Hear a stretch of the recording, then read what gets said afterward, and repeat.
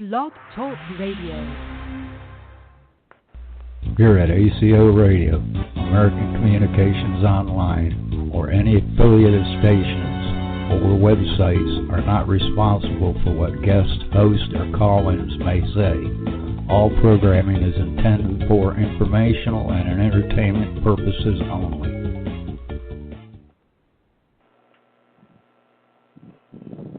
Hello, world. We are excited to have Dr. Bruce Maccabee with Janet Carol Lessin of Aquarian Radio in Maui, Hawaii, and American Communications Online with TJ Morris ET Radio in Gulf Breeze, Florida.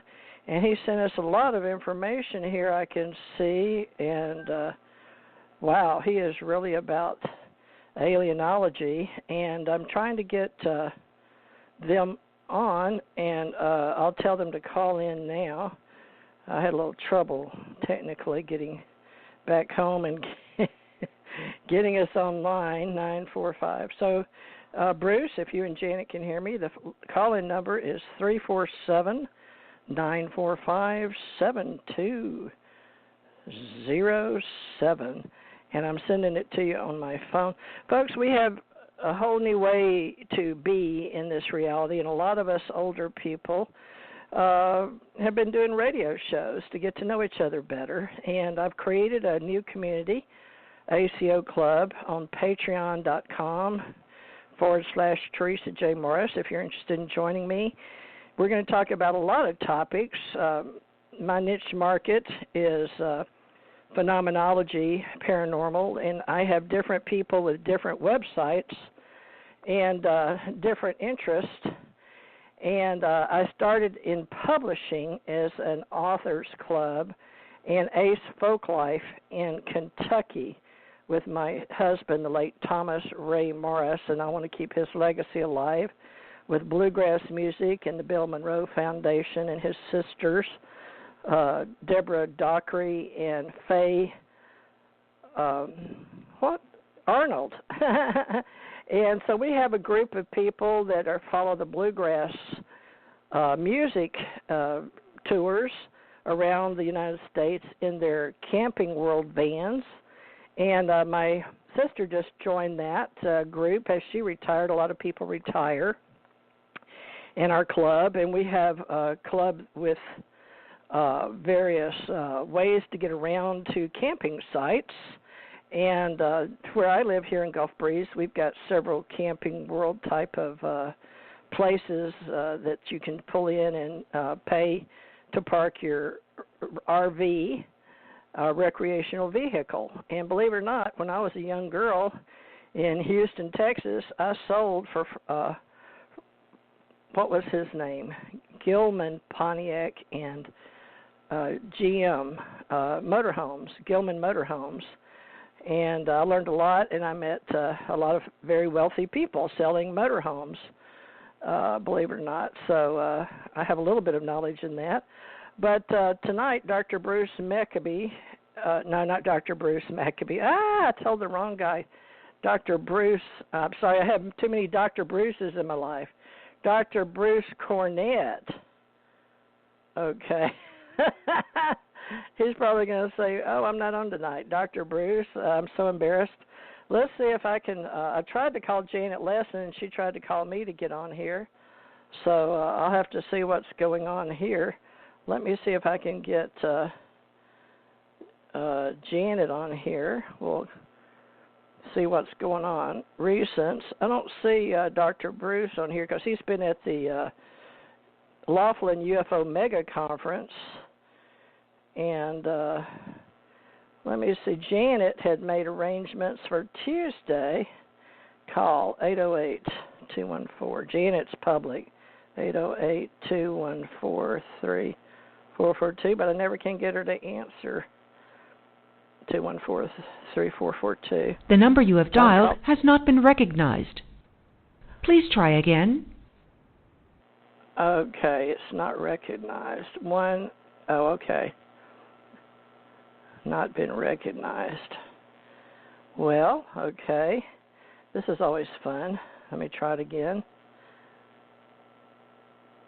Why would it not be recognized? Call failed. International calls are not allowed for this. 808-214-3442. Why would that be an international call? That doesn't make sense. Let's see. I don't have Dr. Bruce Cornet, so I've got to find out what's going on. Let me go on Skype. Maybe I can get him on Skype, because normally Janet's always punctual, and we told him 6 o'clock, and I know that he sent me enough stuff for tonight. Let me see. He says he's on here. Dr. Bruce, are you there? I don't have your phone number handy. Okay, so we're on the line. 347. Janet, we are on the show waiting on you and Dr. Bruce on air. So, okay, we'll see. Janet, we are waiting on you. So we'll have to figure out where they are in cyberspace. Didn't have to used to do that. Everybody knew just to call in, but now that we've got cyberspace all the time, I could try to, let me see if I can call her and Dr. Bruce and let's see, start a call. I guess they're waiting on me on Skype. Now, this is interesting. Let's see, call, audio, call free on Skype. I'm not yet. Okay, I think I know what's happening. They're used to us calling in. Let's see, I think audio call. Let's do audio call. Oh, wait, first I've got to hit the little man, create a new group, okay, and put Janet, and let's see, Dr. Bruce Cornet, and let's see if we can put them, I'll have to call me, let's see, but I'll have to call a number. Let's see, put them in the group, do an audio call. Let's see, maybe I have to call, let's see, audio and video settings.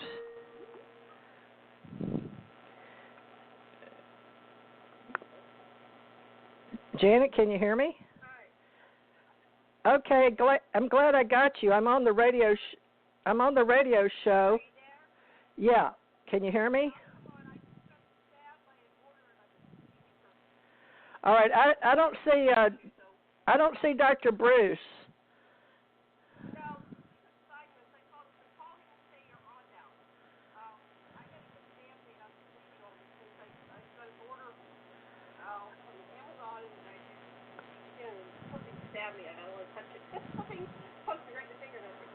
Well, people can't hear you. I'm trying to, I've called you on Skype, but I'm trying to get you guys on. I've got to call the number and answer it, I guess. So he says there's no answer. I told him to call direct. Okay? So call in direct. Let's see. Let me see if I can do this, folks. Add. Let's see. Janet. He says there's no answer. Okay. All right. Bruce. Now, add to group. Done. Now, let's see. Call. Call free. Let me see if I can call into the show. Now. No, I'm trying to. No, okay, I see. I'm doing something wrong. Okay. Let's see, call. All right. That's not working. Okay. Well, hopefully they'll call. Are you on Blog Talk or I'm on Blog Talk, and I haven't figured out how to call this in from the Skype board into the Blog Talk, because we never did that before, right? So call in the 347. Call in on 347. Yeah, tell Bruce. He says there's no. Okay. All right. Well. All right. Okay. All right, folks. It's funny that I just paid a lot of money to make us a 24-hour radio show in March. I planned on coming back to work. I've had my husband died in December 2015, and that threw me on a rocker. And then 2016, I went up and met Marta in March, and then we got the Global Pyramid Con going with Marta Thomas in Chicago. Then came back down, and my daughter got sick, and I had to move to Gulf Breeze to take care of her while she had real severe cancer. She lasted about 2.5 years, and now she passed March 15th, and at 16th after midnight, about 2:03 in the morning. But I'm trying to. It's been a year, so I figure a year and morning, and now we're returning. Dr. Bruce Cornet, is that you? Yes, that's me. What's up? Oh, wonderful. Okay, I put the wrong name. There's too many Bruces, Dr. Bruces in the world. I apologize to the people in you, but Dr. Cornet, I'm so glad you joined us tonight. We've been so looking forward to talking to you and our ACO Club and helping us get organized. I know we've had Janet and Tommy, but we haven't really thought about bringing people into our alienology and metaphysics and UFO groups, but I thought you'd be the perfect person to help us in the ACO Club for alienologists, because you don't only concentrate on the nuts and bolts of the UFOs like Jan Aldrich and all our groups and history buffs out there, but you also go and talk at events about various things in phenomenology and the paranormal and alienology. So can you help us out tonight? I'd like to start. Janet will be joining us from Hawaii. We had a little late start trying to find you guys, and it's all recorded here in the first, so I apologize to you, Dr. Bruce, because it was a little complicated, because Janet's in Hawaii, I'm in Florida, you're in Texas, and I bought a 24-hour radio station to include in my Florida location. So I've got 2 radio stations as ACO and ACAR. So we're going to do what's called syndication and help all of us in our ACO club. So I'd like you to represent Texas with Tony R. Elliott. But I've got Janet here. But Dr. Bruce, you've been with us on several shows. Would you introduce yourself, please? And then Janet's here. She can introduce herself. Okay. You can hear me okay? Yeah, your voice sounds very clear. We've got a good connection tonight. Okay, good.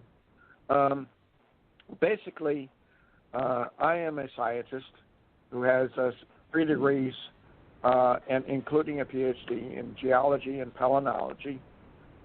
And my career was, you could say, took a hard right turn back in 1992-93 when I discovered that I was living in an area near a UFO UAP hotspot called Pine Bush, New York. And my background is essentially in academia and in the sciences. I worked 11 years in the oil industry and was involved in drilling various oil wells. So my expertise is basically physical science. And I was totally amazed at what I discovered right out in my own backyard in 1992. And this was through a book called Silent Invasion by Ellen Crystal, who had been investigating, making a 10-year study of the phenomena in the area. And I contacted her, and she took me out into the field and showed me things that were going on. And I as a scientist, could not explain what I was seeing, the craft that were flying around us and diving down into the ground and coming out of the ground. And she had said that there's an underground alien base. And I started an 11-year field study of the area and was able to document the things that she had said and published that in a book called Unidentified Aerial Phenomena in the Walker River in Hudson Valley, New York. So essentially what I did was sabotage my own career in science because, as we know, the academia does not tolerate studies in UFOs. And I fortunately was in a situation where I was supported by my wife at the time, who wanted me to take care of her and raise her children while she worked. And since she was making a very good salary, we could make that accomplish that. And so for about 10 years, I was supported by her income as I helped raise her children. And any rate, that went on for a number of years until about 2003, when I was asked to if I would want to be a deputy administrator at NIDS, National Institute of Discovery Science, in Las Vegas. And my wife, Pat, fully acknowledged that and said, "This is great for you, your career." But what I didn't realize is that was an attempt by the intelligence community to pull me away from my research area, because I was becoming a threat to exposing a lot of stuff that was going on that they didn't want to be disclosed. At any rate, I received, I did a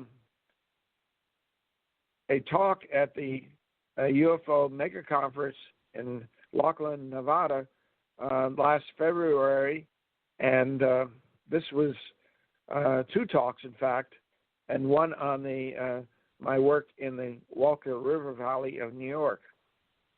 These talks were very well received, and I essentially established that there is something going on that is not of this earth.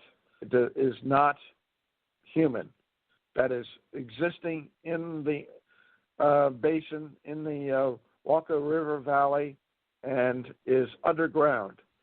And very few people realize that our extraterrestrial visitors have gone underground and living in underground bases, and that they are here, and we need to realize that they are available to us. To recognize them, we can acknowledge them and communicate with them. So that is one of the major contributions that Ellen Crystal and I have done with our works, our 2 books, Silent Invasion and Unconventional Aerial Phenomena.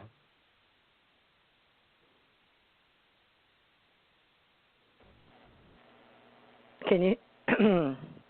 Thank you, Doctor. And Janet, would you like to introduce yourself, how we all got involved together on this Alienology project for our club? Well, hi, I'm Janet Lessin. Yeah, we've got working with Alienology and Contactees, experiencers, and all kinds of people all over the planet that are having non-ordinary interactions with the paranormal and other beings. So, Dr. Bruce, we were very interested in what happened, and somebody's breathing really heavy, so you want to back off from the mic. That's me. I'm sorry. I didn't realize. I've got all kind of different radio show equipment mixed together. Three in one. I apologize, Janet. I'll mute That's while okay. you two talk. Okay, sounds good. So anyway, I have a website page I put up for you, Dr. Bruce, for your event at Laughlin UFO MegaConference, which was just this last month, Saturday. I guess it starts Saturday, February 15th, and it goes a long time. That's why it's called a mega conference, and it ended Saturday, February 22nd. So you were our reporter in the field. You were not only presenting, but you're giving us a review and feedback and telling us what happened, what's new in ufology. So I want to hand the mic over to you for a while so you can tell us what you learned and tell us about your experiences. So if you want to take it away, Bruce, that'd be wonderful. Okay. I would love to do that. The conference was a major success. I learned a lot from listening to the various speakers. There are over 30 speakers at the conference that lasted for about a week. And some of the talks and the speakers presented some amazing information. One of the speakers was Jordan Maxwell, who is known for his work in ufology, and he gave an amazing conference or talk on the Illuminati. Some of the things that he said there were rather startling. He was absolutely certain that the Illuminati has gained control of our world, and that there will not be a return of the Messiah. And that was something that he said specifically. In other words, he said that whatever is happening here on Earth is due to our extraterrestrial visitors. They are arranging everything that is happening. And so that was something that most of us were not prepared to accept. There are a lot of people who want to believe that the Hebrew Messiah, Jesus Christ, will return. And what I gave in my talk, second talk on Thursday, the 20th of February, was evidence that he has returned, and he is preparing to make his official appearance to the world. He was born on 1 August 1967 to a Jewish virgin, and immediately taken up into heaven. And my talk. Let me ask you something, Dr. Bruce. Before, this is a big thing, so I don't want to go too far. So, and I kind of missed what you were saying. So you're saying that, what was his name? Maxwell. Let me get his name. Jordan Maxwell. Jordan Maxwell, and I've seen him before, and his approach is kind of I forget what his approach is. What does he go? He kind of goes into conspiracy. Here it is, Jordan Maxwell. Exposes the Illuminati. This is Jordan's final week of public presentations. So he's retiring, I guess. Right. This and was so his last public appearance at the conference. Right, and I saw him about 10 years or so. And so what were you saying about the Messiah? See, we have all these different perspectives of the Messiah. I think if you put 20 people in a room, you have 20 different perspectives. And my research shows that the Messiah just means messenger, and there were many messiahs, kind of like what David Icke says, and that the Jesus was actually Enki. But that's we could spend the whole show doing that, right? And then what was he saying? Who the Messiah was? And he said, back that up again. Say it for me again. I'm sorry. You broke up when you were saying it, and I didn't quite get what he said. What's Jordan's perspective on the Messiah? He said that there is no Jesus Christ. He never existed, and he will not return. So what's his logic for that? Besides his opinion, I don't know. What's his logic or research? Said it was all. He didn't explain it. He said it was all part. Okay. He said it was all part of the Illuminati plot to be able to manipulate mankind, but he didn't get into the extraterrestrial connection, and that is where my talk came in to show that there is an extraterrestrial connection to that. As a consequence, there is additional possibilities, and these include what I experienced and related in my talk on Thursday, 20th of February, where I indicated that he has been reborn, that the Revelation chapter 12 that talks about the woman who bore the male child is actually a truthful statement, not a mythological or a symbolic representation of Israel, and that this woman did give birth. I actually met her.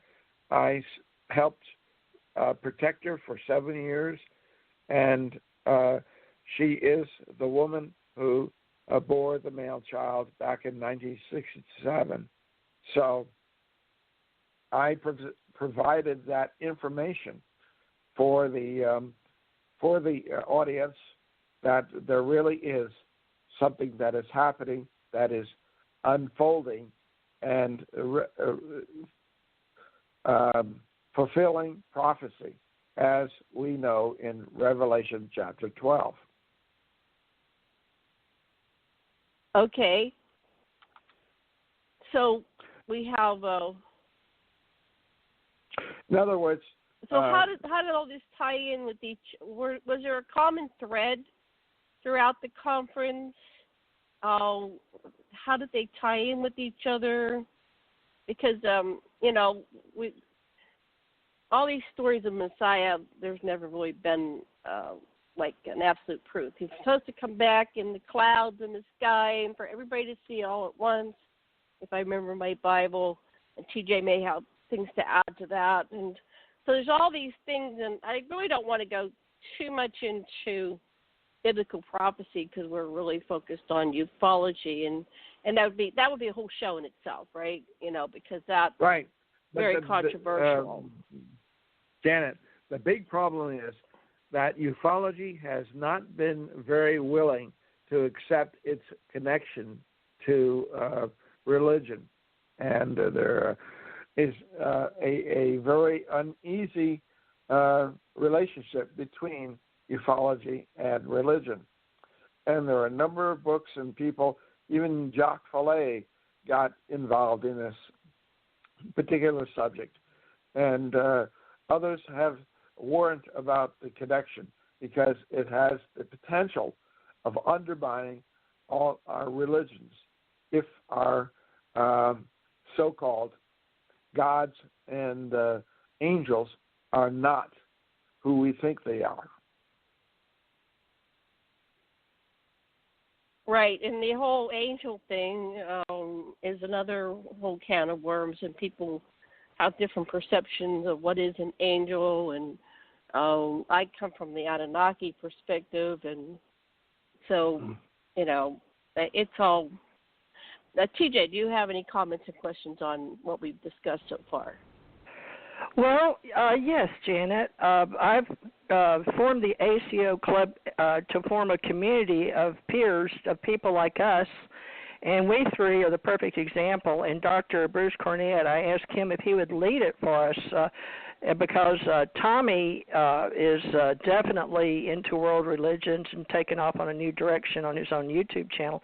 But he is in our club. He's just not an officer. So, Bruce, I believe is going to help us with alienology, but also all of our groups with ACE Folklore, Folklife, World Religions, and Dr. Bruce has the credentials where people may look up to him in the academia world, like your husband, Dr. Sasha Lessin, Ph.D. in anthropology.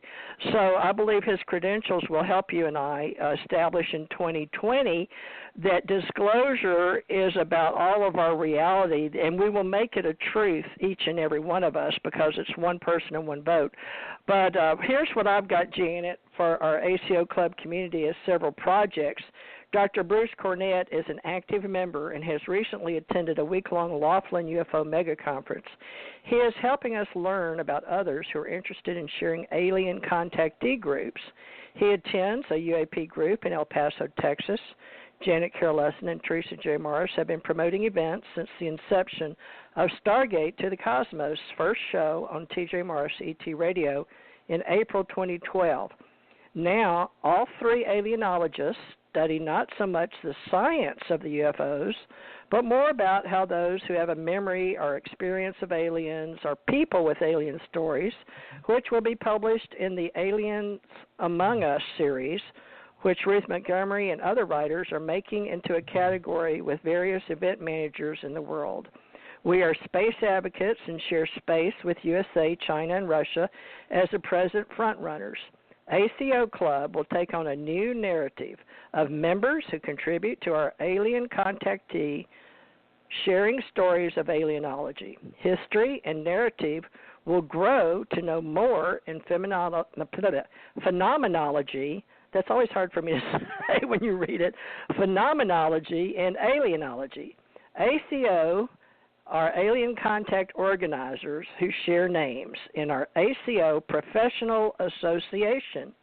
Many of us share also in UFO Association. I was asking for feedback on this topic. Can we? That's what I thought I was doing. I'm bringing it all together. No, we were That's talking what I wrote about up. Jesus, not the whole organization. We're just talking about part of the conference. The content, he presented at the UFO conference, which I just mentioned. This is the professional description. So he's a professional speaker. That's something we could read. I don't want to take up the whole show on. We always do on the beginning. Organization. Well, it's too much. Anyway, I'm bleeding. I'm going to go take care of my finger. I got stabbed when I opened a package. Something was in it sharp. A package? I'll be back later. Well, I opened a package right before, and I got stabbed by something, and I got to go find a Band-Aid. I'm sorry. But I don't want I wanted to talk about the topic. I'm having trouble staying focused, and I wanted to talk about what we're talking about, which was the conference. I don't want to go into the background. That's what we're doing right now. Okay, well, I'll come back. Okay, Dr. Maccabee, I see you as an event manager, and whatever topics you discussed as strictly up to you at this conference. So I thought it was very interesting. But you do realize we're going to have people get very upset about us touching their personal belief systems in our club, but we'll deal with that because we're the managers. So, with that said, we enjoy cosmology and are space advocates. American Communications Online is now offering 24-hour audio and video to our members. USA and India have partnered up in our marketing campaign in B2B administration and business information security and historical narratives. So that lets people know who you and I are, and I thought Janet, but she hasn't joined our club yet. You think? So hopefully she'll come back. But I do realize, folks, it's going to be hard because all of us have been separate, like Dr. Bruce was trying to explain. So in the past, it was very hard to get our whole life expos and our events around the world to adjust to UFOs. As a matter of fact, in the 1980s, Dr. Bruce, I remember going to the Whole Life Expo, and all the way up until the 2000, I went to 1990s, and they wouldn't let the UFO people, they treated them like they had leprosy, at our event. So tell me, I think Janet is really shocked that you presented because she and I were told we had to wait till next year at this Laughlin UFO MegaConference by the originator and founder, Bob Brown. So I don't know why this is seemingly hard for her and I, because I grasp what you're saying. I think she goes from her own Anunnaki story. So you've got to realize you're breaking a shell here. Wow, you know what I'm saying? So continue. How was that taken? I wasn't going to attach the Lord Jesus Christ because I have a totally different. That's my religion. Alien civilizations exist. Yeah. GJ, I'm a heretic. I would be burned at stake, okay, for what I'm saying. Basically, that our so-called gods and angels are ETs. That's my bottom line. And I discovered through my own personal experience that they are involved in our scripture, in creating our scripture, in inspiring our scripture, and leading humans along a path that they want. They're directed, okay? And that this is not about a true God. If anything, it's about the Gnostic belief that we're dealing with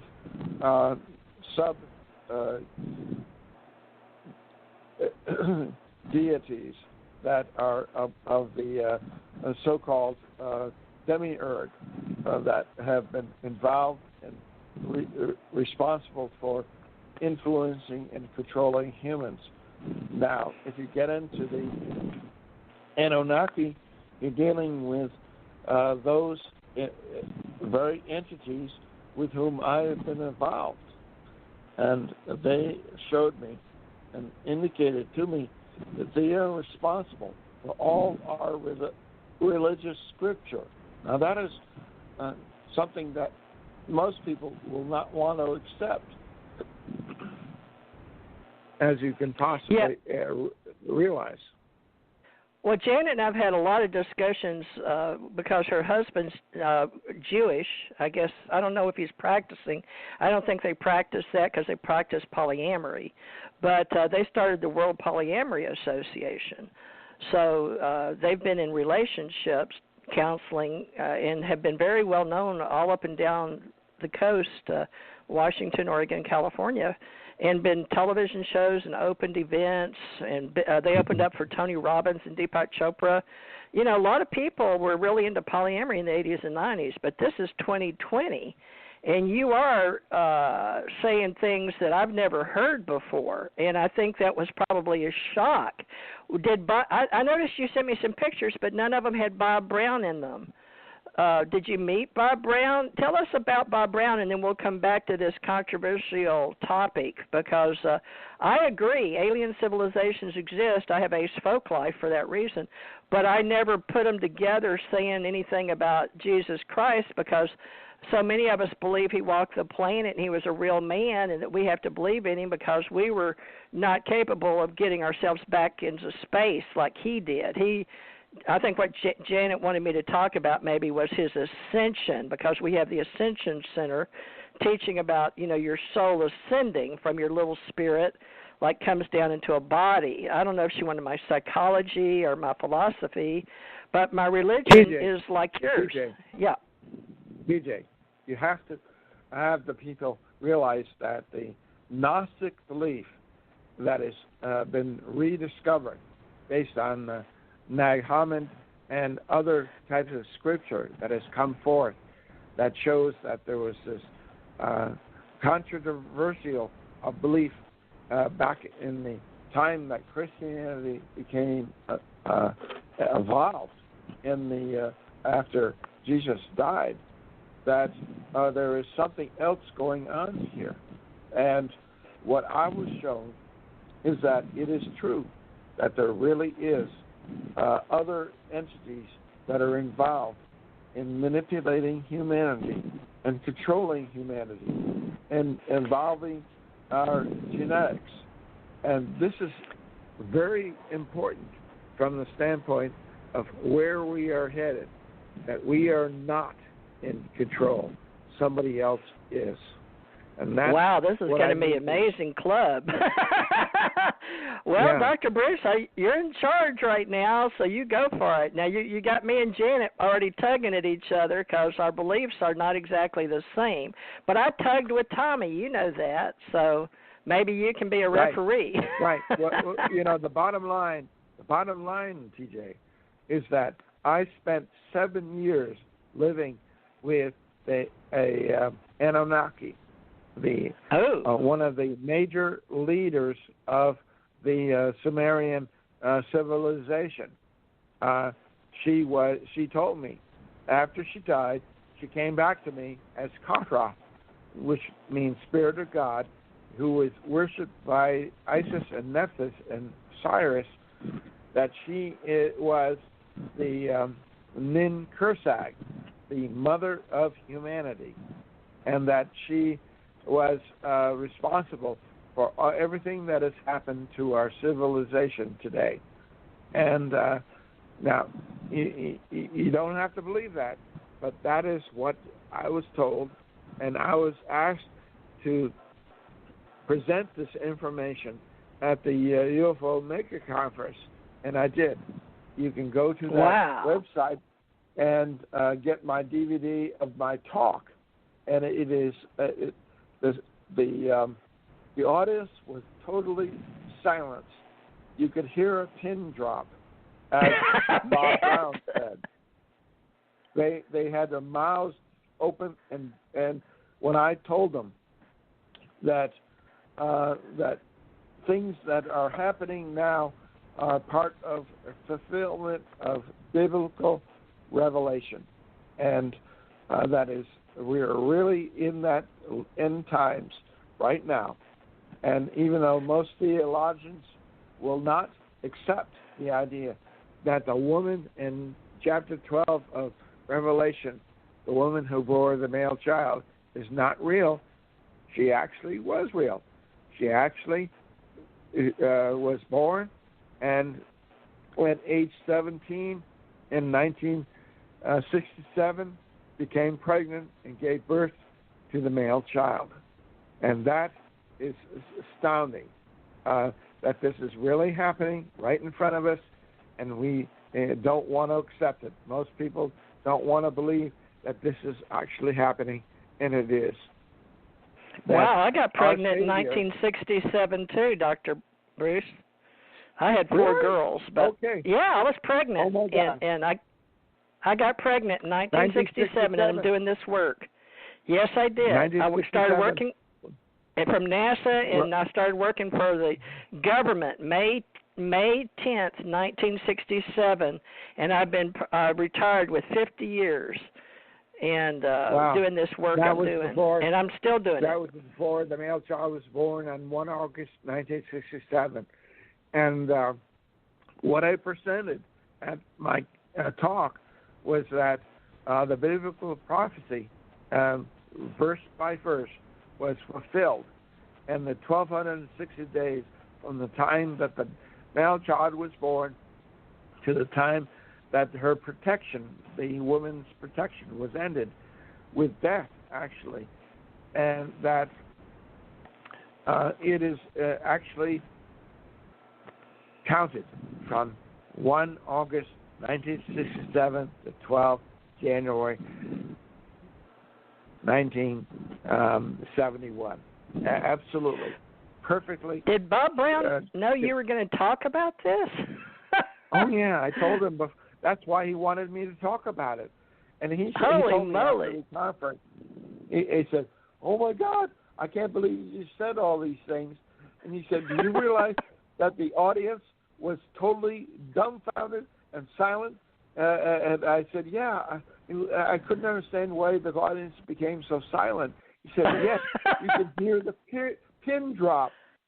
And when I said that my extraterrestrial daughter, Tamara, I showed a picture of her in comparison with me, and we matched perfectly. That what I said, notice that she has an extraterrestrial ET deck, and everybody said, "Oh my God!" You know, right then. and Sharon. She has an ET what? ET what? ET neck. She has a elongate, narrow neck, a royalty neck that is typical of why many of our ancestors try to elongate their neck. Oh, neck and the big head. Mm-hmm. Yeah, that is what many ETs have, is this elongate neck between their heads. Oh, and I like my long shoulder. neck. I don't think I'm royalty, but I've always had a long neck, and people would talk about my long neck. Interesting. Well, you're an interesting character. I'm going to have to call you not only an intelligent academic PhD person, which is where we put our PhDs, because I've got Dr. Ken Johnston I was supposed to get with today in our group to help us separate the veterans, the military, from the civilians, and then from that, the academia, and then from that, the hobbies versus the professionals. So, we've got a lot of work to do in our club, but I don't know where we'll put you, but we're going to have one for characters that can make an event have a pin drop in the room. How many people were in that room? It wasn't like one or two. It was 30 or 40. I don't know, because I'd never been to any of his. At least that. Yeah. Okay. And what the most important part of this is that talk was recorded and it's available on a DVD through the conference for $50, and you can get it, order it, and listen to that talk. Yeah. And it was $15 or $50? 15. Oh, good. 15. That sounds reasonable. 50 was a little steep.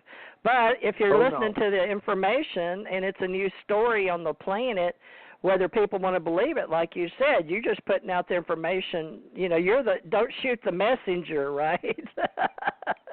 You're just the messenger. You're right, very right.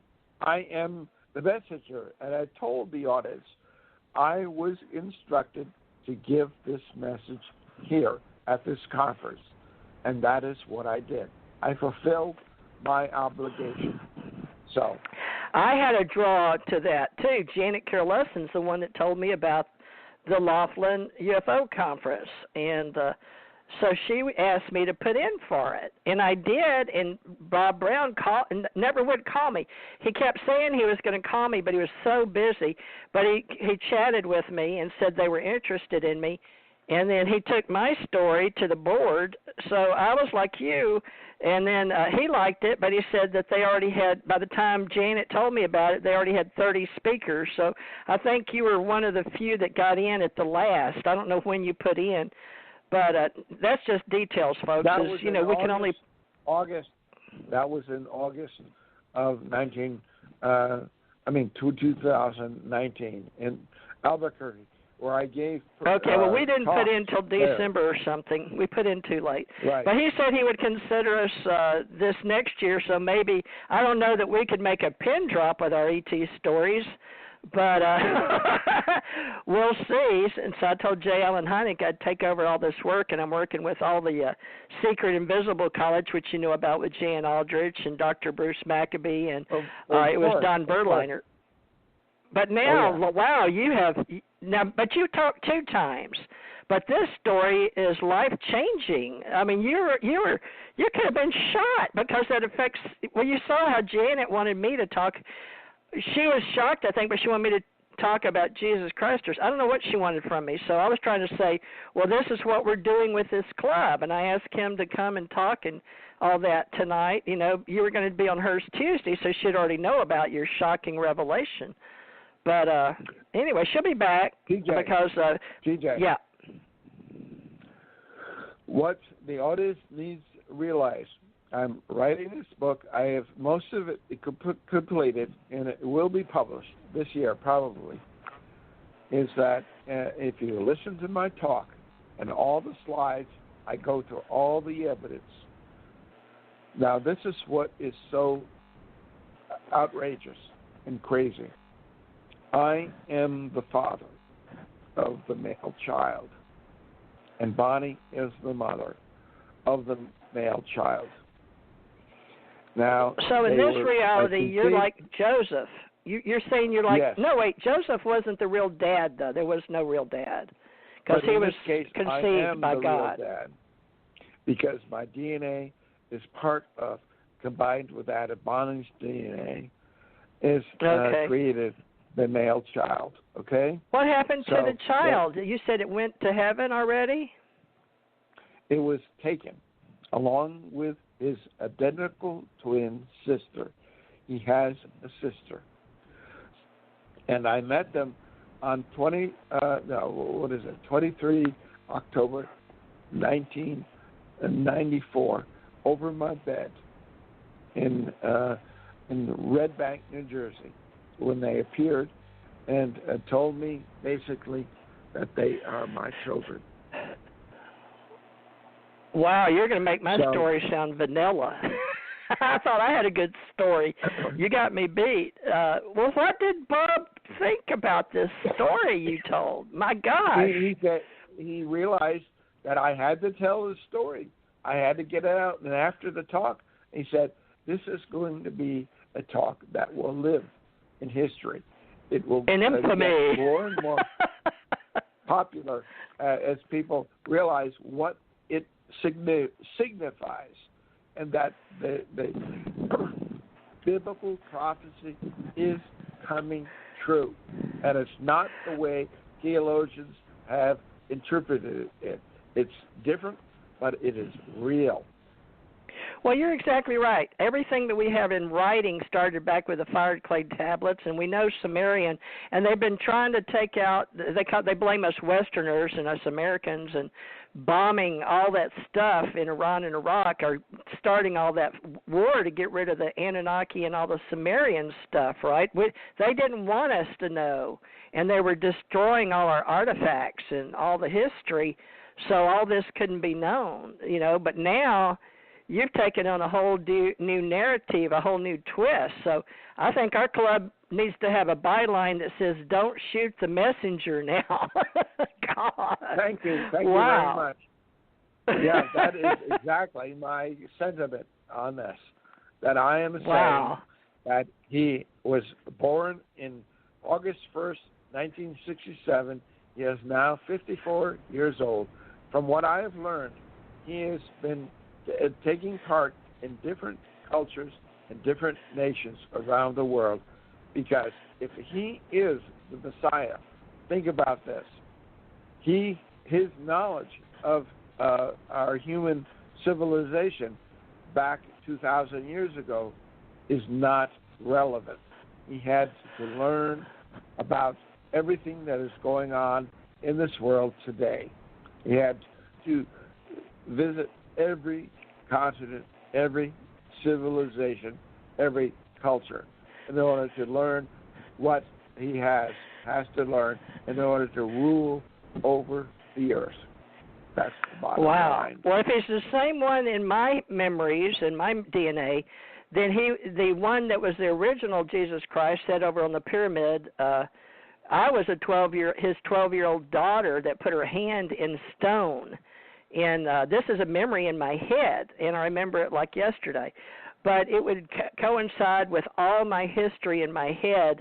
And in France and the, I don't know if it's Merovingians or the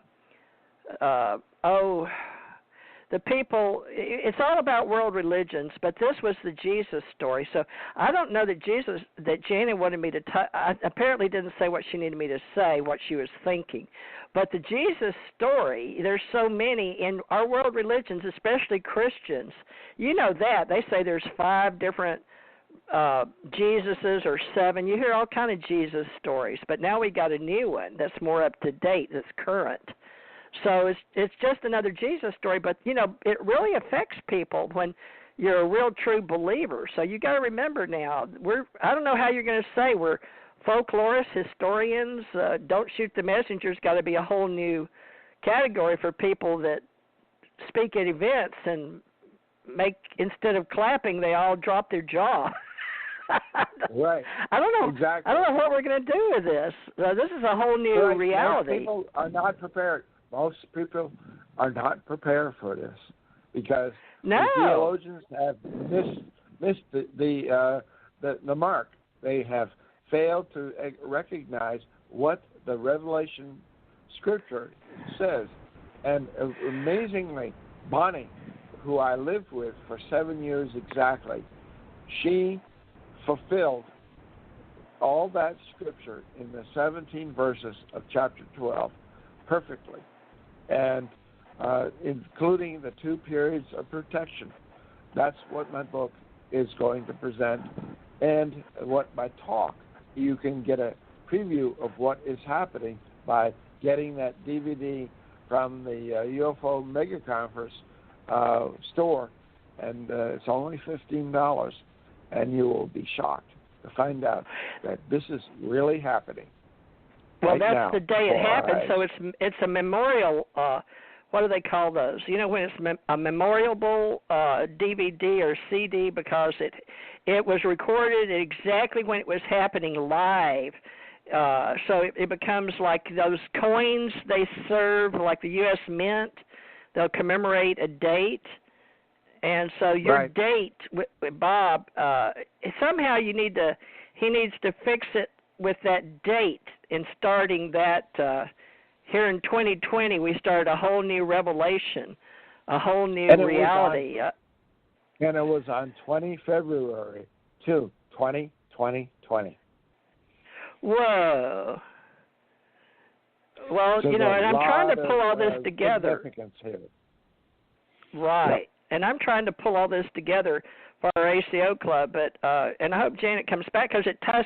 I was going on alienology. All 3 of us were alienologists, but is this an alienologist story? It depends on your filters. I'm not too thrilled with the term alienologist. It sort of sounds like we're aliens ourselves. Never believed in that. Okay. Well, should we do extraterrestrialist? I don't know, because I've got ET Entertainment, but I call it entertainment so I can get away with it on the radio. But education. Now we have Ascension Center Education, and Janet and Dr. Lessin file all their radio shows under education. I file mine under science and entertainment and paranormal. So, and I've got Lon Strickler that's joined me with Phantoms and Monsters or something like that. He has, I don't know, over 70,000 followers, but he's joined me for the paranormal and Bigfoot kind of stories. But this is world religion at a new level, but here in America, but it's event religion. I don't know. What did Bob Brown tell you? Is he going to have a venue? What do they call it? A niche genre for whatever this is? Is it history? Is it folklore? What is it? I have my DVD now. You can buy it and listen to my talk, and the audience was totally raptured, literally, by what I said, because nobody believed at that time that biblical prophecy could be fulfilled in our time, literally. Well, yeah. With people. I feel like I'm an oracle. But I do, I get visions. I'm a remote viewer, I see things, and then I have out-of-body and near-death experiences. But all that's normal to me because I experience it firsthand. You experienced this firsthand. But most people are totally unprepared and unaware that this stuff is real. And one of the things I wanted to talk about, which with Janet and you, was a talk by Deep Prasad, who gave an amazing talk. He's very young, and he's considered to be the new Einstein in terms of his IQ. And he gave a talk that just totally blew me away. He basically said that we have to give up on the idea of Francis Bacon and the scientific method, that everything that is happening around us, all the paranormal and the supernatural, is real. It's not supernatural. It's not paranormal. It is part of our reality. And we need to... Well, we're on the hour, so maybe Janet will come back. So we'll have this recording for the last hour on the speakers. I don't know what I was supposed to do. Defend Jesus, maybe, because Janet likes the Anunnaki, and I don't know if she believes Jesus walked the earth or not. I happen to. I'm a big Protestant, universal life pastor kind of chick. TJ, in my experience with Kara, which is the spiritual name of my late wife, Bonnie. Yeah, that's the one I had too.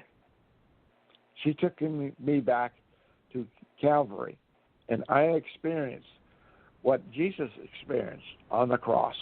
I literally was there and experienced everything he did. That's why I know he really did exist. Okay? Wow. And the scripture is absolutely factual. So this is something very important. And I've also been taken back to the baptism of Jesus in the River Jordan by John the Baptist. So I know all of that existed, and it really did happen. Either that or okay, now that makes sense. In the world. Yeah. Now, see, I can accept that because I believe in reincarnation and past life experiences, and I have a lot of them myself. So does Janet back in the day, way back then during Sodom and Gomorrah and the big nuclear holocaust. And then we also have Vishnu from India, and I've teamed up with India for the plasma guns and things like that they could do. So actually, we're giving a whole new twist to reality based on historical events.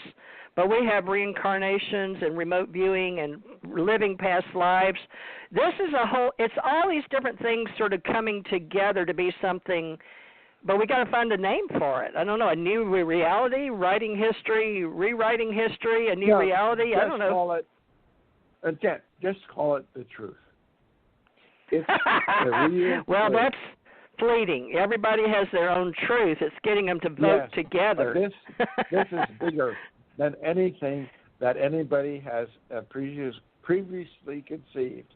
That we really are in a time when disclosure is revealing things that most of us would not have previously accepted or believed. Well, I was given revelations as an oracle or prophetess, if you want, about the Ascension age. And anything that came after 12/21/12 is just a bookmark, but we keep changing the date forward because people kept waiting for some big revelation. And, of course, they're going to have to prove it to themselves if they weren't there, or either it'll carry on a new world religion or a historical truth or a revelation in ACE Folklife, which we have folklife historians. We have groups, society that meet folklore, folklife, metaphysics, invisible college. We got so many of these. So I guess you're going to have to write a new topic for this yourself and own it and get with Bob because you presented it at his event. And will he allow us to make do it again? He's out there on the vanguard, the edge of new science right now with what I presented.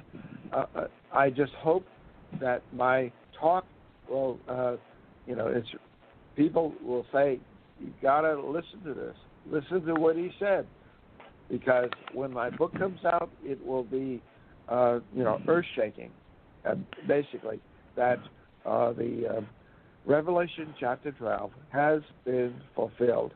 And in the sequence of events, chapter 12 is only, it's 6 chapters before chapter 19, when the alleged Messiah will make his appearance known to mankind. So we're very close to that point in time when things are going to change radically on Earth. Well, I just called Janet, and as usual, her phones won't answer. Bless her heart. She's an author, folks, and as am I, as is Dr. Bruce Cornet. So we all write books. I have Authors Club organization, also a part of the ACO. I use ACO for American Communication Online, Ascension Center organization, Alien Contacte organization, and I have ACE Invisible College, ACE Metaphysical Institute, and we have Ascension Center Ohana with Tommy Hawksblood, because he strictly wants to do his story about Jesus and his truth, and he does it on his own channel now, Hawksblood 1. Janet has her own channel and her own Vimeo from her Stargate to the Cosmos people that spoke on her Vimeo channel. You can catch her stories on Vimeo from the Stargate to the Cosmos. Now, Dr. Bruce Cornet has started with Dr. Bob Brown to present his new revelation, and wow, I'm just starting to bring mine all together about my ascension age and working and meeting Dr. Bruce. I haven't met Dr. Bruce Maccabee, but I've had him on my show a few times. But he agreed to help me with the ACO Alien Contacte org. But Dr. Bruce Cornet, you can work with me on extraterrestrial and ET stories. I never liked Alien either. I always went ET, but everybody was favoring Alien Con events because people like the name Alien. But I'm all for doing ET events, extraterrestrial events, and Cosmos Origin events, and we have Cosmos Expo. So maybe we'll do a Cosmos and have cosmology, phenomenology, alienology, ufology, I don't know what, but we need an extraterrestriology. The study of extraterrestrials. I don't know, folks. We'll figure it out. TJ. Yes. They're non-human. They're non-human. Okay? Non-human. They're not us. They're somebody else, and they are intelligent. Probably much more intelligent than we are. Okay? Well, what are we going to call That's the study? It's not going to be. They won't recognize it in arts and sciences. Or even theology, of course they're maybe. Not recognize it because of ego and narcissism and the idea that we are the center of the universe, that we are the most important of God's creation. That concept is still alive within our psyche and our institutions. So that's the problem. We can't recognize that we are not the top dog. Somebody is above us, more intelligent. Well, Janet, me, and Bob Brown are all ACO event managers, but I'm going to promote him with UFO events because that's what people call it. But you're a different kind of speaker, Dr. Bruce. I don't know to call you a historian, an alienologist. We got to come up with a whole new thing because you're rewriting. We're authors. But, I mean, it sounds funny, but wow. Because I can't just say this is an author or this is a historian or this is a ufologist or an alienologist. I really feel it's something else. I don't know what it is yet. It's not cryptids like paranormal. It's not cryptozoology. It's not phantoms. It's a new strain of knowing, but only you know it until you and that Deep Prasad talked about, a very young genius, talked at our conference about was that things are going to change. We have to accept that things that are paranormal and supernatural are real, that our concept based on the scientific method is flawed, and that we have to begin to accept that even dreams are real. They're not just imaginations in our brain, that things like that actually are happening. And once we begin to understand that all of this paranormal stuff is not, it just can't be swept away and dismissed, that it is actual factual material that is appearing to people, then we can begin to understand what our reality really is. Well, I believe that things change, and I've always written about that in newspapers, even back in weekly newspapers in Ohio County, Kentucky. But you came down here in '94, and started this UFO business, and with that guy. Anyway, you were here, Hoagland, Richard Hoagland, and the Moon. Wasn't that in 1994 in Gulf Breeze? Right. Well, what did y'all call that event? All about the moon, and now you're starting a whole new one with Bob Brown, Cutting Edge something. I thought it was a UFO event. Well, that's what he was famous for. Yeah, Hoagland has been bypassed for the most part, but he is still, his information and what he's contributed to our understanding of the moon and Mars, it's very real, okay? And I'm amazed at what he accomplished back then, and I am privileged to have been part of it. And he was my mentor at that time. He educated me on things that, as a scientist, most scientists would have rejected and thought were crazy.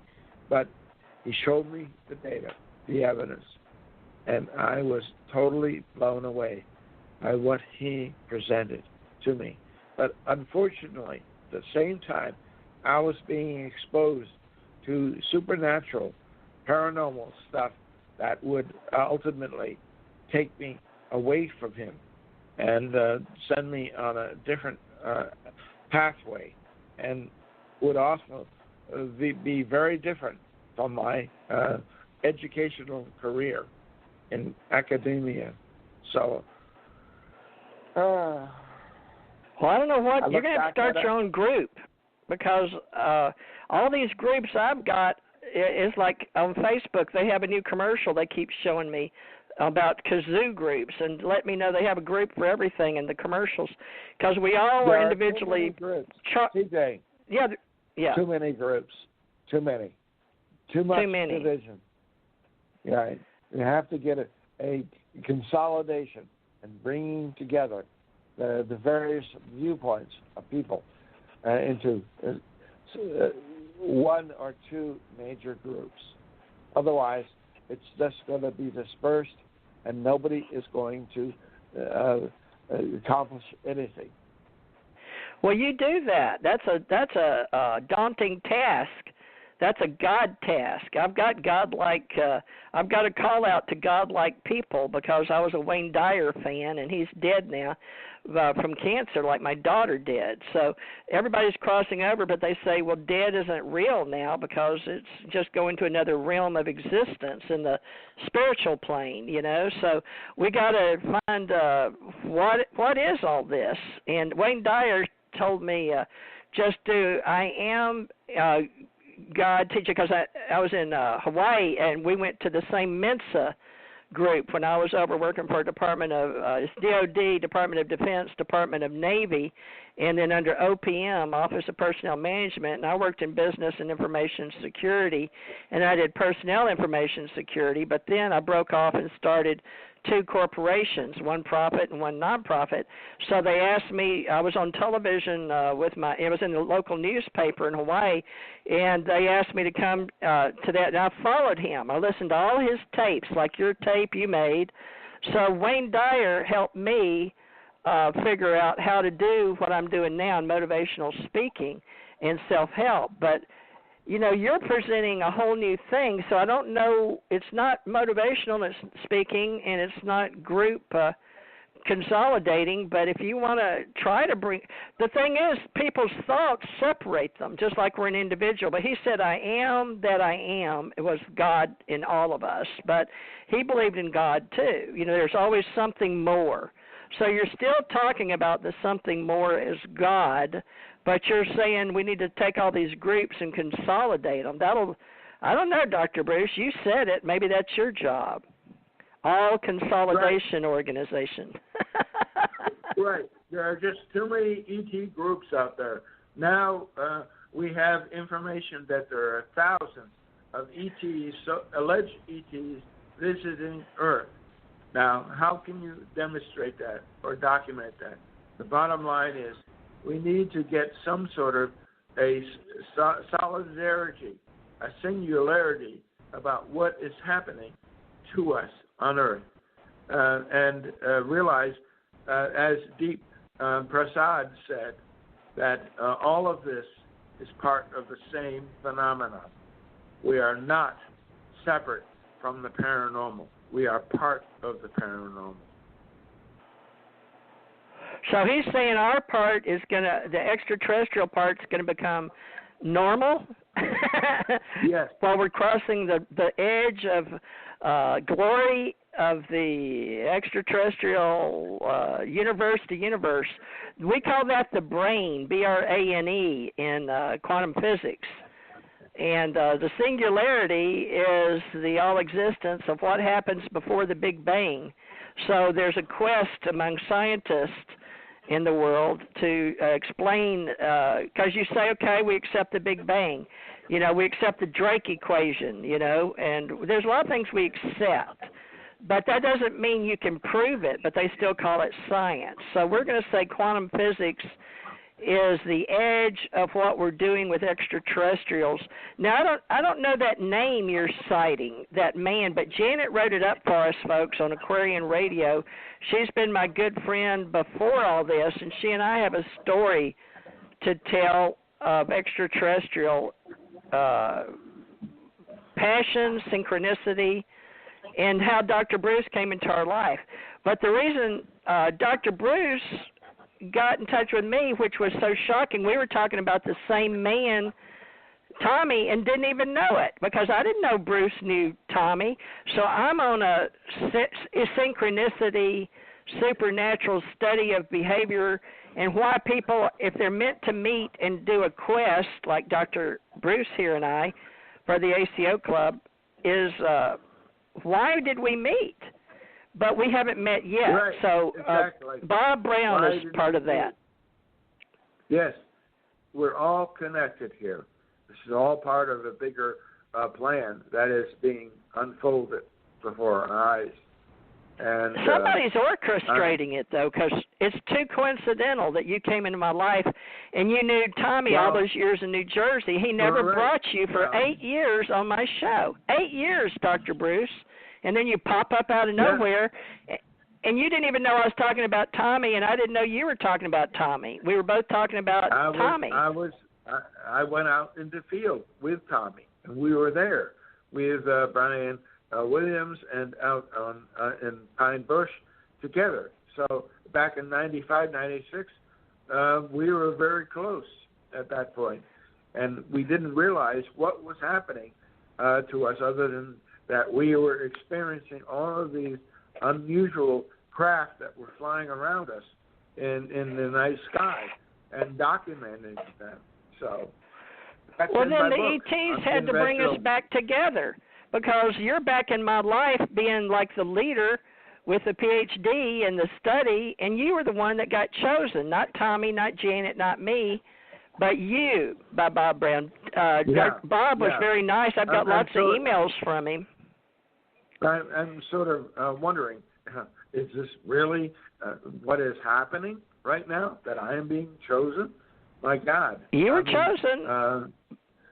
Bob Brown chose you. For a lot of things so far, and my point is that I don't know where this is going to lead. I need more instruction from whoever is, the administrators or the producers of this show. Something is going to have to happen. That is going to give me more direction. I went up with Jesus, but Jesus brought me from Gulf Breeze, where you started in 94. So I was tracking why they had a tornado chase me out of my house and bring me down to Gulf Breeze, and my other daughter that's alive, said she'd come get me and bring me down here for Christmas. But by the time the tornado hit, she couldn't get up there fast enough, and the tornado chased me out. I threw my stuff in my van, left all my books, all my government papers so I could get a job down here, all kind of stuff left in Kentucky to get down here, and then they take me off of the beach here in Gulf Breeze to see Jesus on a spaceship. Now, how crazy is that? That's crazy. I've had a number of people that I've met in the abduction phenomena who have allegedly met Jesus board spaceships. Now, how was that? No way. I thought I made that story up. Yeah. I thought it was just a folklore. I mean, is he in every place at the same time? I don't know. All I can say is what I have been told and I have been shown about the individual that allegedly is my son, based on DNA, that was born to a 17-year-old Jewish virgin and replicating the Mary birth back in the time that Jesus was born. And we are going over this again. It's happening again. And that's the important thing to realize. Well, I wonder how many people are like me that think they're the Jesus' daughter, and then I went to meet him on a spaceship, and now this is nuts. These stories, folks, you just can't make them up. I mean, you have to live them over in your mind and in your dreams and be reality. It just doesn't make sense. Yep. That's what I'm chasing. But have you been called crazy? I've never been called crazy except by my family. Oh yeah. My family even told me I'm crazy. Or believe me. Okay, well, we'll start a crazy. Almost crazy. Start crazy. But the bottom line crazy. Is that the Jesus icon or symbol or archetype is important to humanity. That is the apparently. Bottom line. It's in our archetypes, in our DNA, in our memories, in our out-of-body experiences. So I guess we're going to define a way to speak to each other and communicate our deepest secrets, because that was a secret. But, I've tried to explain it, what it's appeared to me, because I couldn't understand if I was in my body or out. So it starts feeling like my Bible stories, that it's all of a sudden I had a new reality in my head of what it means, like in the Bible, to say, whether I was in body or out, I cannot tell, because you really can't tell. You're with Jesus, and it's in reality, but it's on a spaceship, and because you've taken from this reality. I can't explain it. It just, I know I left my body on the beach, and I've dropped my phone, and I've got that on YouTube. I was putting up my daughter, and she was dying, right? So she had cancer, so we went out to the beach. And she's very much more a God-Jesus person than me, so why didn't they take her? Maybe they did. They took her whole body. But they took me up, and you can see the UFO cloud and a Mercedes sign and a big hand in the cloud pointing to the UFO. And then I'm showing that, and then they take me. And the phone drops. I'm in the middle of a conversation. And I go see Jesus. So maybe that's my story goes with your story, which is crazy. Well, but okay. Well, it's not crazy. It's part of the archetype, the symbolism that is happening, that is relevant to everyone. Now, how in the world can my experience relate to the rest of the world? I mean, imagine me discovering that I may have given DNA to the new male child before I even lost my virginity, and he was born to a virgin, a 17-year-old Jewish virgin, in 1967. How in the world can that be related to everything else, other than that this is a miracle, this is unexplainable, this is amazing, and that we have to begin to realize that God works in mysterious ways, very mysterious ways. So don't discount anything when it comes to... Well, I've got to believe you, because I know that my story sounds crazy. And I accept that, but I'm a Jesus Christ believer, and I know I was taken up on a spaceship, or what looked like a spaceship to me, but I know I sound crazy, so, we'll just have to deal. I guess that's God and Jesus' plan. Either they exist or they don't. So you come up to whether you believe in God or you don't. You believe in Jesus or you don't. You believe in extraterrestrials and angels or you don't. Right. How do you affect millions, billions of people at the same time, other than to giving them hope for their own salvation. That is the key, that they all have hope. Well, yeah, because We I all just about lost it. I was losing it because my daughter had cancer and was going to die. And he's got me watching her walk down the ocean or the water hitting the beach, and takes me and tells me to keep doing what I'm doing for the Ascension age, and I'm like, right. Okay, I had contact with a very unusual person, a very special person called Ralph Meany, and I was amazed that he contacted me out of the blue back in the 90s, and he told me that in 1970 he won the Daytona 500 as a rookie. He won the Daytona 500 race, and wow. I was amazed. I mean, it's there. He did it, and then he told me how he was abducted multiple times, and on one of his appearances aboard an alien ship, he saw Jesus. He saw him in another room.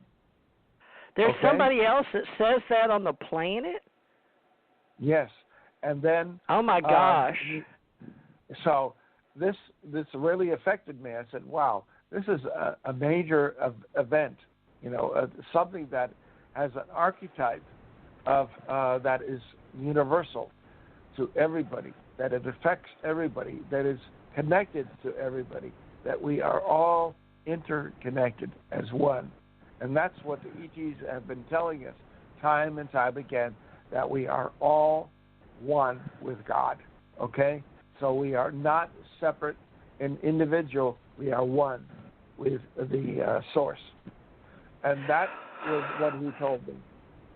Ralph Meany told me about the amazing things that happened to him, about a case when he was driving in a friend's I think it was one of the sports cars that he was driving along, and he told his friend, I've just been told that you need to stop before you get this intersection. There's going to be a car that goes through the intersection. And he didn't listen to him, and they had a collision. The car was totally destroyed. His friend survived, and he survived. But the car was totally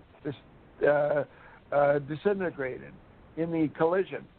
And then on another case, he was in the preparing for the one of his races, and one of the engines was on a tackle that was being lifted above to put it into the car, and he was too close, and the chain broke, and the engine fell on his foot, and they ran to him and pulled the engine off, and he was not injured at all.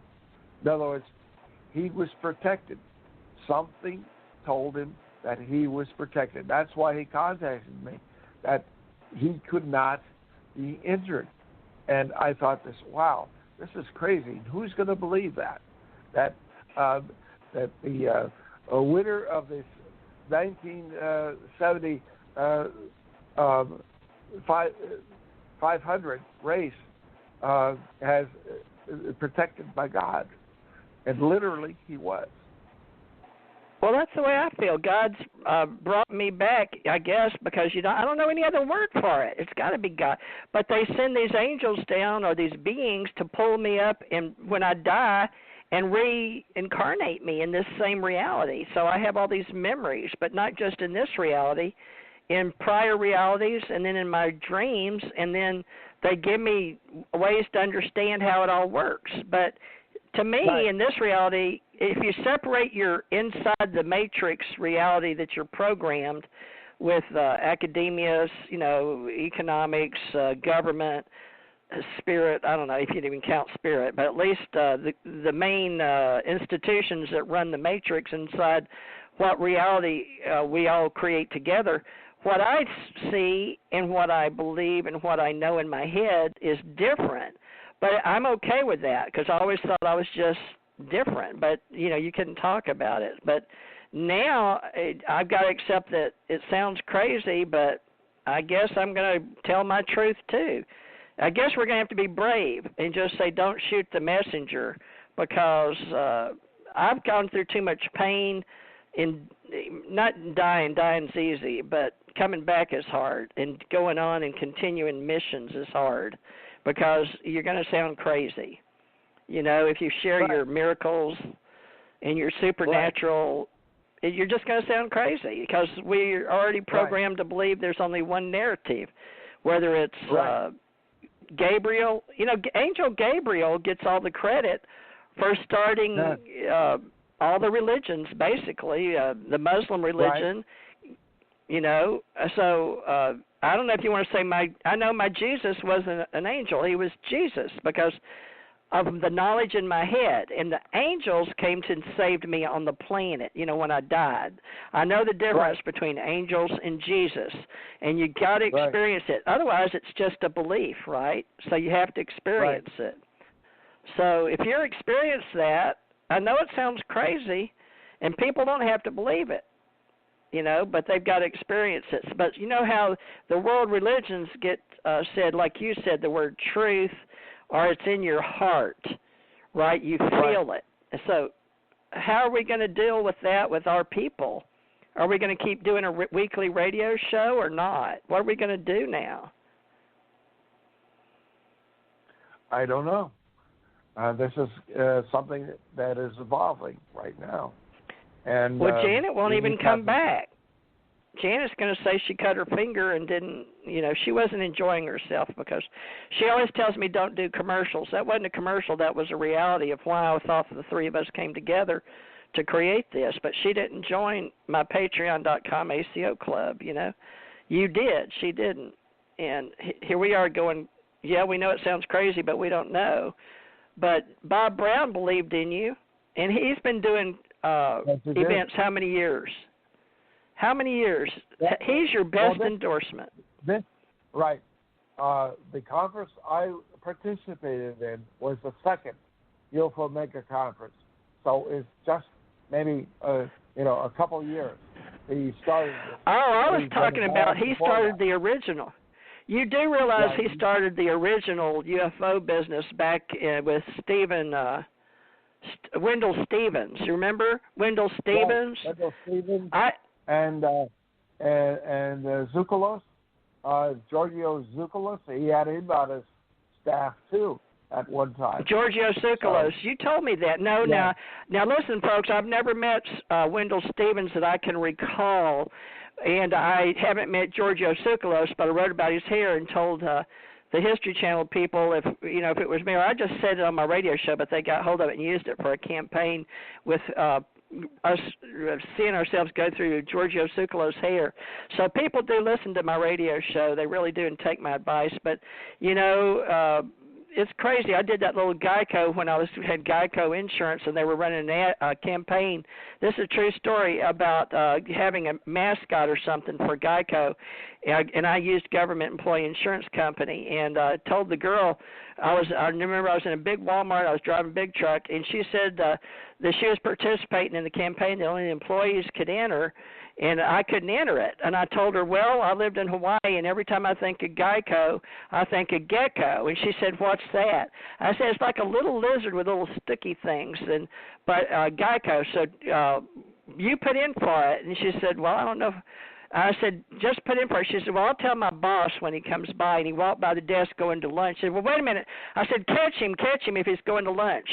So she did, and the story came back to me because she was my insurance person, that him and him went to lunch and they put it on a napkin, and they liked it. So the little green gecko. So I know, but I've had others too. I've had them where they put, I went driving a truck, and I wanted, back in the day when they had my grandma alive, she would buy frozen apples, and they were real expensive, and I'd eat them all. And I feel bad now, but I wanted some frozen strawberries in my cereal, and I went to this company back in the 80s or 90s. Now, anyway, we were...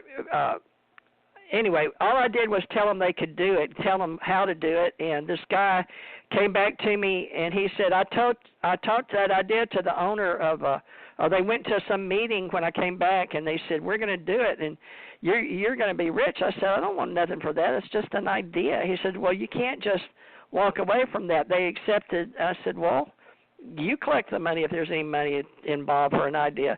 But I've helped people all over with ideas. But I'm going to tell you, Bruce, this is your idea and your story.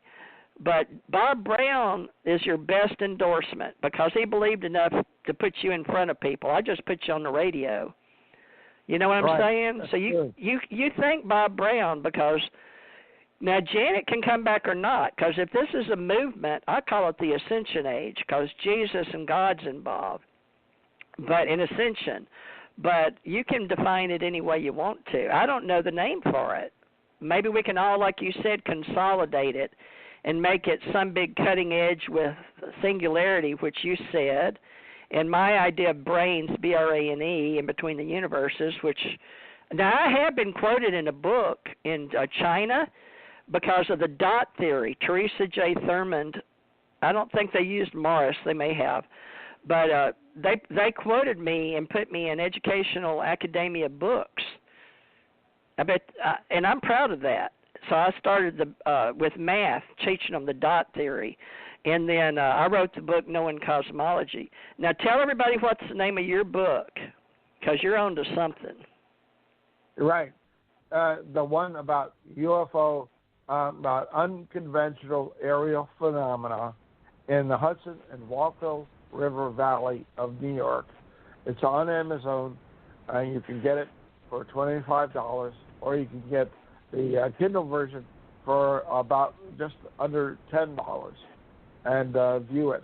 And I wholly recommend those who want to see proof that this phenomena, this paranormal phenomena, the ET phenomena is real.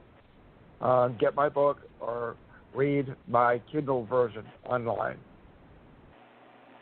Thank you. Well, we'll use this and put it on our ACO Club. We've got acoclub.app, A-P-P, and we're going to make it an app. It costs me money, but I've got, there's ways to make apps for people to listen to our radio shows, and I just spent another $100 or $200 on Spreaker and on Sirius Streamer, live streaming, so I can have a 24-hour radio show, but I don't know if I can handle it. I'm going to have some people, Dr. Bruce, that want to tell stories, because I'm not going to play music. We got a local brick and mortar that plays jazz.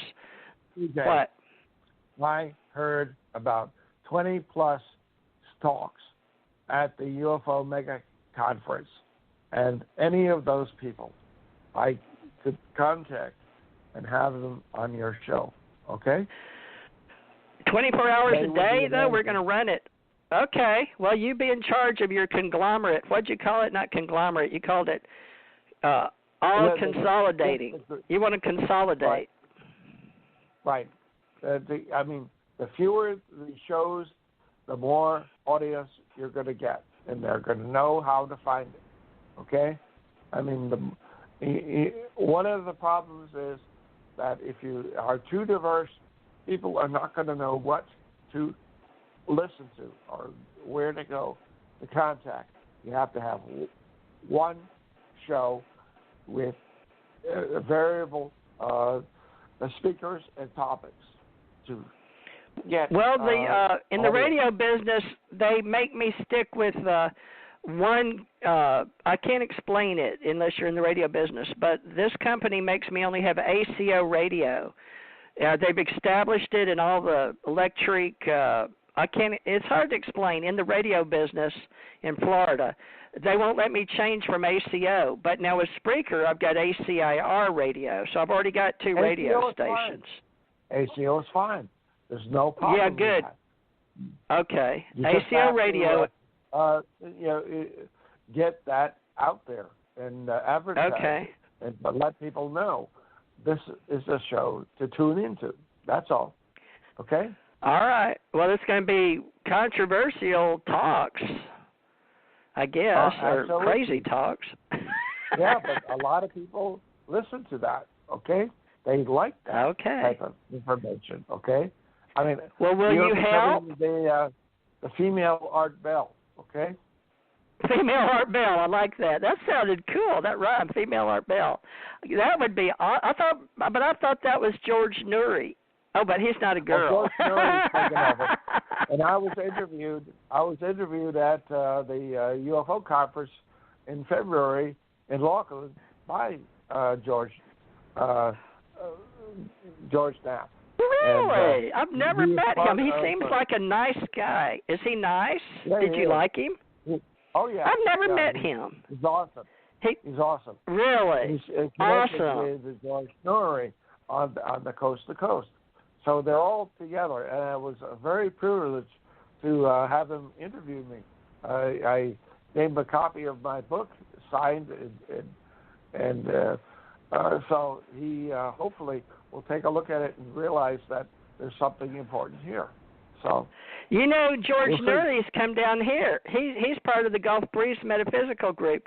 My girlfriend that helps me and I help her. We do the metaphysical groups down here in the Panhandle, and her name's Marcia, and her last name's hard to say, Busserhane, Boussarhane, but she paid him. Back then, it was only $1,500 in the hotel and stuff. But remember when you came down and then back in '94? But I don't know what. She's been doing events for years, but she paid for him to come down and speak. So he knows this area in the Panhandle because he's been down here. And you met him, right. And she met him. She paid him to come down for our metaphysical groups. So he's not opposed to metaphysics, but he's gone sort of spiritual or cutting edge. I've heard him sound as sort of Jesus spiritual too, right? On out of body, near death, people like me. Well, you're talking about George Knapp or George Noory? Oh, I'm talking about George Noory. Who are you talking about?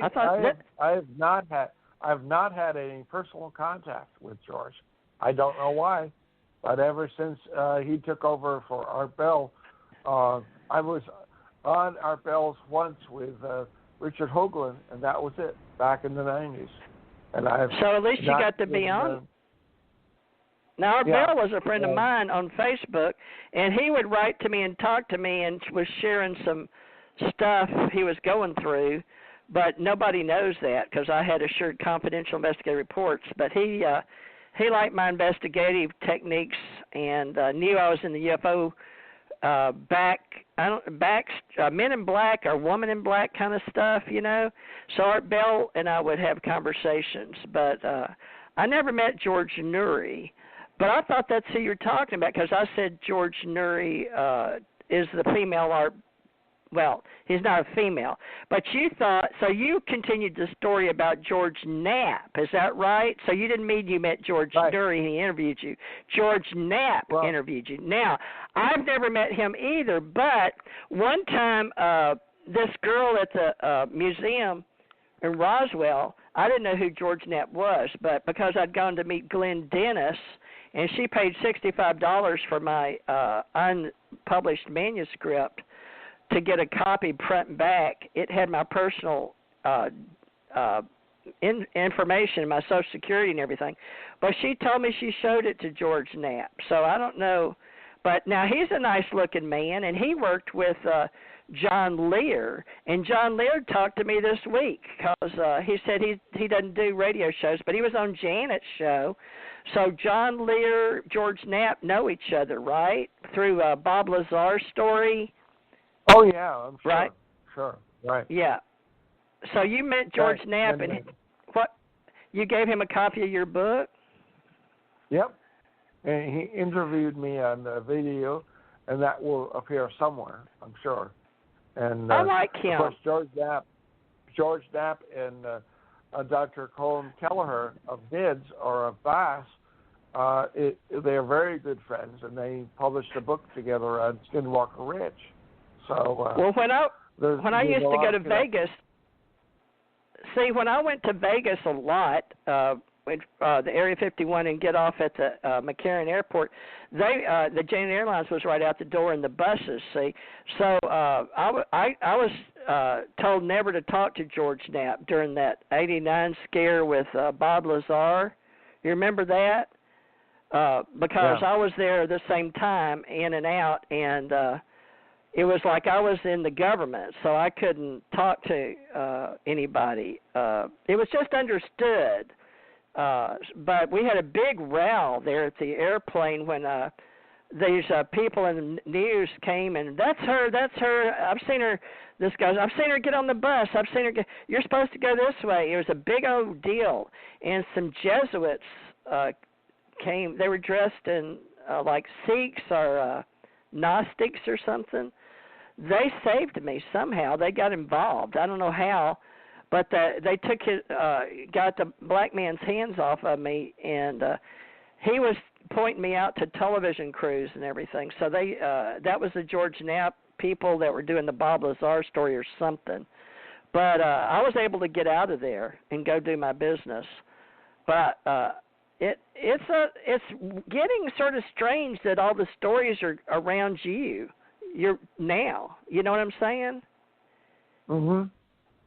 Yeah. What do you, things are coming around. It's well, very are you? about this.